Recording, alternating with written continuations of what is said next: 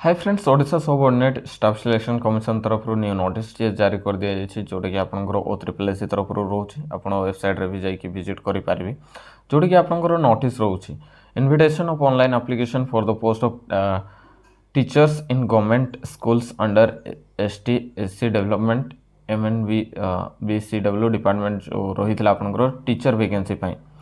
जोटा फर्स्ट बाहर आपंकर जोटा देखिपारे नोटिस दि जाइए 30 मार्च 24 जोटा कि रिशेड्यूल कर दि जाइए रेजिस्ट्रेशन आपंकर टोटाल वैकेंसी रही है 2629 जोटा कि डिस्ट्रिक्ट कैडर आपंकर वैकेंसी रही है यार ऑनलाइन आवेदन रिवाइज रिशेड्यूल कर दि जाइए जोटा कि आपंकर ऑनलाइन रेजिस्ट्रेशन 12 जून 2024 हम जोटा कि रेजिस्ट्रेशन करेंगे 12 जून 2024 आपंकर रेजिस्ट्रेशन आपंकर 7 जुलाई 2024 जाए आपंकर देन सबमिशन ऑनलाइन सबमिशन आपंकर जोटा रोटा